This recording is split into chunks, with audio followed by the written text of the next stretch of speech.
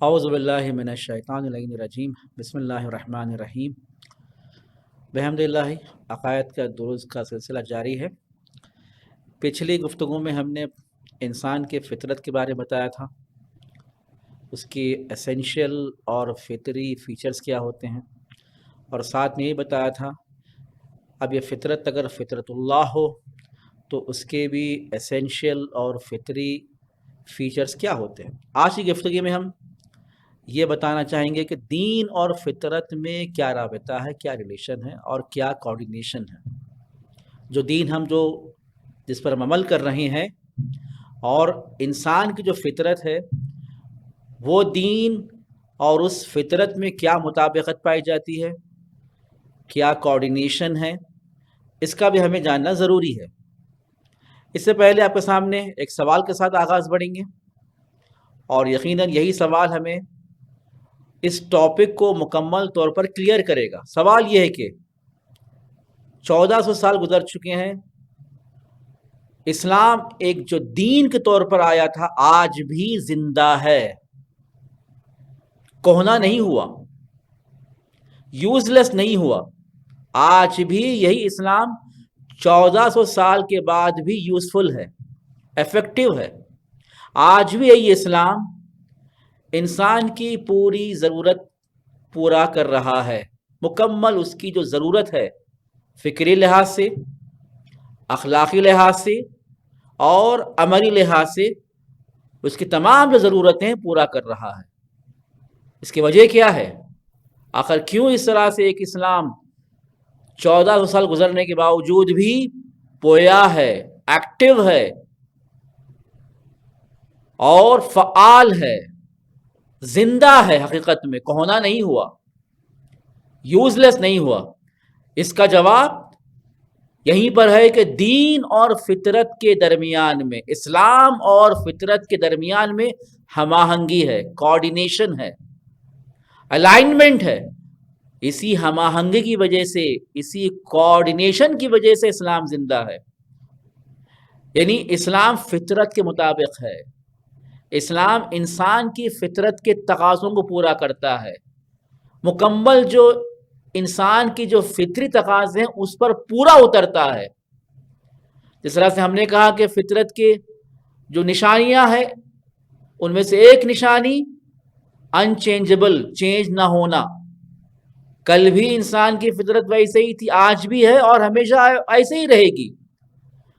تو دین اسلام آیا ہے اسی فطرت کے تقاضوں کو پورا کرنے کے لیے، اسی فطرت کے مطابق آیا ہے۔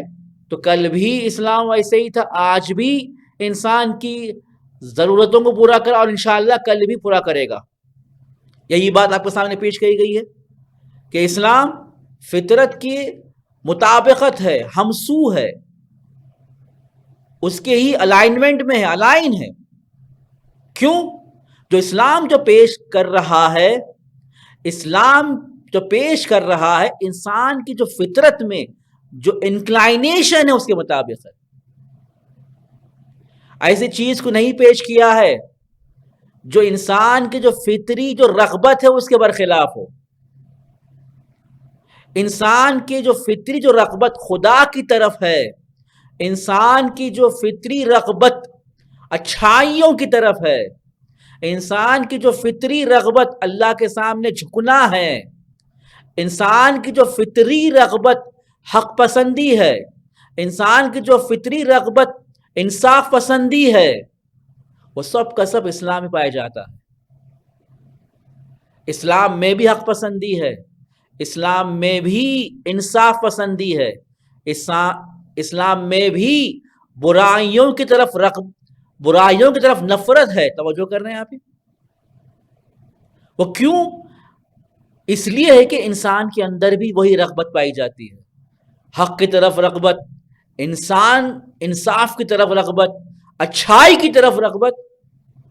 وہی چیزوں کو اسلام بیان کیا ہے، فطرت کے برخلاف بیان نہیں کیا ہے۔ جو انکلائنیشن جو انسان کی طرف ہے وہ بیان کیا ہے۔ توجہ کر رہے ہیں آپ؟ اور اسی کے ساتھ ساتھ دیکھیے آپ، انسان کے فطرت میں خدا شناسی ہے، اللہ شناسی، اللہ کی معرفت ہے، اور اسلام بھی وہی معرفت پیش کر رہا ہے۔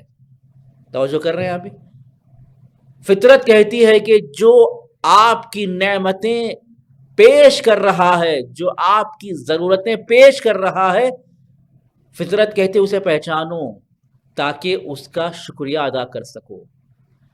حس سے سپاس گزاری، حس سے شکر گزاری، جو آپ کو نعمت دے رہا ہے اسے پہچانو اور اس کا شکریہ ادا کرو۔ توجہ کر رہے ہیں آپ؟ یہی خدا شناسی ہے، جو نعمت دینے والوں کو پہچاننا انسان کی فطرت میں ہے، نعمت دینے والے کی شکریہ ادا کرنا انسان کی فطرت میں ہے۔ توجہ کر رہے ہیں آپ؟ تو اسلام میں جو اچھائی کی طرف رغبت ہونا، برائی سے تنفر رکھنا، اللہ کو پہچاننا، وہ خدا جو ہمارا پروردگار ہے، وہ خدا جو ہمارے لیے نعمتیں فراہم کر رہا ہے، ہماری تمام ضرورت کو پورا کر رہا ہے، وہ انسان کی فطرت ہے۔ وہی چیز اسلام میں بیان کی گئی ہے۔ آپ نے دیکھا کس طرح سے ہم آہنگی ہے، کس طرح سے کوارڈینیشن ہے، کس طرح سے ہمسوئی ہے۔ اسی لیے اسلام آج تک زندہ ہے اور آج تک انسان کی ضرورتوں کو پورا کر رہا ہے۔ اسی مطلب کی طرف قرآن کی آیت سورہ روم کی ہے، جہاں اللہ تعالیٰ فرما رہا ہے فَأَقِمْ وَجْهَكَ لِلدِّينِ حَنِيفًا، اپنے آپ کو اللہ کے دین کی طرف جھکا دو، اپنے آپ کو اللہ کے دین کی طرف متوجہ کر دو۔ وہ دین جو حنیف ہے، پاکیزہ دین ہے، فطرۃ اللہ التی فطر الناس علیہا، وہ دین حنیف اللہ کی فطرت پر ہے۔ توجہ کر رہے ہیں آپ؟ وہ دین حنیف اللہ کی فطرت پر ہے، جو آپ کے سامنے بیان کیا گیا، جس فطرت پر انسانوں کو اللہ نے خلق کیا ہے۔ لا تبدیل لخلق اللہ، اور اللہ کی خلقت میں وہ جو خاص خلقت، وہ خاص کریشن، یونیک کریشن جسے ہم فطرت کہتے ہیں، اس میں کوئی تبدیلی نہیں آئے گی۔ جب فطرت میں تبدیلی نہیں آئے گی، جب فطرت چینج نہیں ہو سکتی، تو وہ دین جو فطرت کے مطابق آیا ہے وہ بھی چینج نہیں ہو سکتا، وہ بھی کہنا نہیں ہو سکتا، وہ بھی یوزلیس نہیں ہو سکتا۔ ذالک الدین القیم، یہی اللہ کا مضبوط دین ہے۔ ولیکن اکثر الناس لا یعلمون، لیکن اکثر لوگ نہیں جانتے، اکثر لوگ اس سے واقفیت نہیں رکھتے۔ توجہ کر رہے ہیں آپ؟ یہ ایک مضبوط دین ہے۔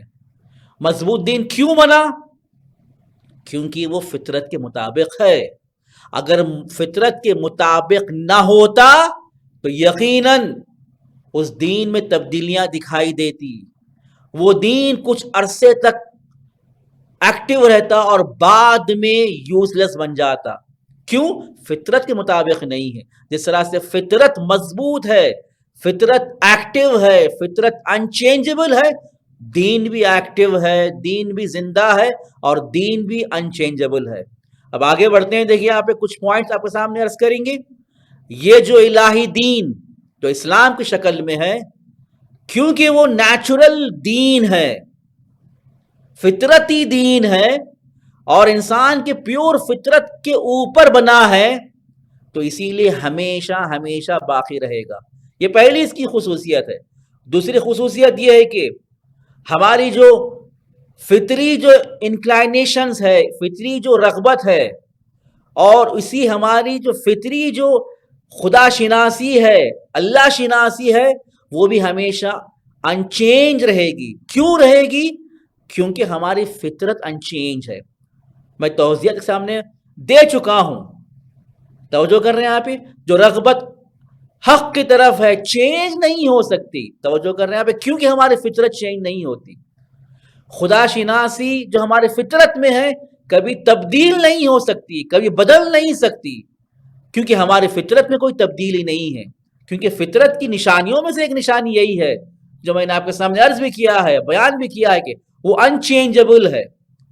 توجہ کر، کیونکہ وہ انسان کی ایسینشیل فیچر ہے، انسان کی ذاتی خصوصیت ہے. جو چیز ذاتی اور ایسینشیل ہوتی کبھی چینج نہیں ہو سکتی. تیسرا پوائنٹ یہ ہے کہ اسلام کے جو پرنسپل، جو اصول ہیں، توجہ کر رہے ہیں آپ، کیونکہ وہ فطرت پر بنے ہیں اسی لیے انچینج ہے.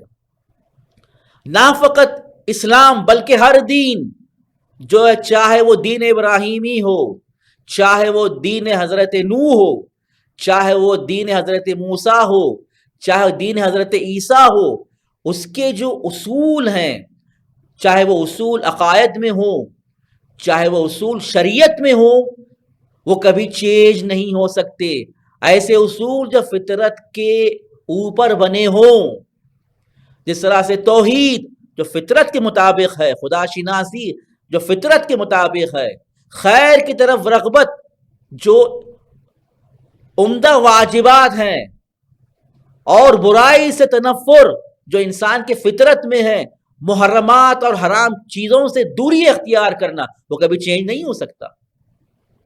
آپ کہیں کہ توحید کل بھی تھی، آج بھی ہے اور ہمیشہ رہے گی، کیونکہ فطرت کے مطابق ہے، فطرت میں خدا شناسی ہے، اس لیے چینج نہیں ہو سکتی. توجہ کر رہے ہیں آپ، ایسا نہیں کہہ سکتے آپ پہلے توحید تھی آج نہیں ہے. یہ نہیں کہہ سکتے کہ پہلے سچ بولنا اچھا تھا آج برا ہو جائے گا. یہ نہیں کہہ سکتے کہ کل گزشتہ زمانوں میں جھوٹ کہنا برا تھا آج اچھا ہو جائے گا. چینج نہیں ہو سکتا. یہ احکام جو شریعت میں، ادیان میں جو بیان کیے گئے ہیں، کیونکہ فطرت کے مطابق ہیں، اس لیے چینج نہیں ہو سکتے. پھر آپ کے ذہن میں ایک سوال آئے گا، جو احکام بعض ادیان میں چینج کے طور پر ہمیں دکھائی دیتے ہیں، بعض احکام جو شریعت تو بیان کیے گئے ہیں، جو پہلے دین ابراہیم میں تھا آج نہیں ہے، دین موسیٰ میں تھے آج نہیں ہے، کہتے ہیں کہ وہ دین کے ایسینشیل نہیں تھے، وہ زمان اور مکان کے اعتبار سے بیان کیے گئے تھے، ان کے تقاضوں کے مطابق پیش کیے گئے تھے. توجہ کر رہے ہیں آپ، وہ فطرت سے نہیں آئے تھے، زمان کے تقاضے کے مطابق، مکان کے تقاضے کے مطابق وہ شریعت میں بیان کیے گئے تھے. اور وہ ہر دین میں اس اعتبار سے بہت کم احکام پائے جاتے ہیں. توجہ کر رہے ہیں آپ، جیسے ہی وہ دین نیا آئے گا تو زمانہ چینج ہو گیا، مکان چینج ہو گیا، اس میں بھی تبدیلی دکھائی دیتی ہے. توجہ کر رہے ہیں آپ، ایسے کئی ایسے احکام ہیں جو گزشتہ ادیان میں پائے جاتے تھے، لیکن وہ عمدہ احکام میں سے شمار نہیں کیا جاتے، پرنسپل احکام میں سے شمار نہیں کیا جاتے. ایسے احکام نہیں ہے جو فطرت پر منحصر ہو، وہ فقط شرائط کے مد نظر بیان کیے گئے تھے. توجہ کر رہے ہیں آپ، وہی شرائط کے مد نظر رکھتے ہوئے اللہ کیا کرے گا، وہ جیسے ہی وہ شرائط چینج ہوئے احکام کو بھی چینج کر دیا.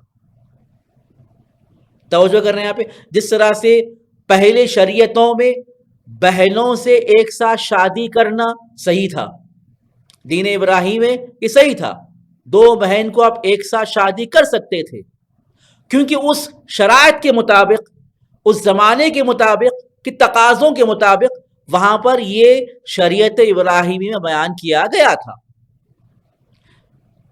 لیکن جیسے ہی اسلام آیا اور اسلام کے جو زمانے اور مکان کے جو تقاضے تھے اس کے مطابق 2 بہنوں سے 3 بہنوں سے ایک ساتھ شادی کو حرام قرار دے دیا گیا. کیوں؟ یہ زمانے کے اعتبار سے. توجہ کر رہے ہیں آپ، اس کا تعلق انسان کی فطرت سے نہیں ہے. جو احکام جو فطرت سے نہیں ہے، زمان اور مکان کے تقاضوں کے مطابق شرائط کو مد نظر رکھتے ہوئے احکام جو بیان کیے جاتے ہیں، ان میں تبدیلی ممکن ہے اور وہ بہت کم پائے جاتے ہیں. لیکن اکثر احکام، اکثر اعتقادی بلکہ پورے اعتقاد کے مسائل اور اخلاق کے مسائل فطرت کے مطابق ہوتے ہیں، ان میں کوئی چینجز دکھائی نہیں دیتے۔ آخری پوائنٹ یہ ہے، اگر کوئی انسان ایسے دین اور ایسے آئین سے اپنے آپ کو وابستہ کر دے، ایسے سسٹم سے اپنے آپ کو وابستہ کر دے، ایسے مکتب فکر سے اپنے آپ کو وابستہ کر دے جو اس کے فطرت پہ بنے نہ ہو، یقیناً اس دین کی پیروی کرتے ہوئے، اس آئین کی پیروی کرتے ہوئے، اس مکتب فکر پر پیروی کرتے وہ گمراہ ہو جائے گا۔ اسے ہدایت اور سعادت مندی اور کامیابی اسے نصیب نہیں ہو سکتی، اسے کمال نصیب نہیں ہو سکتا۔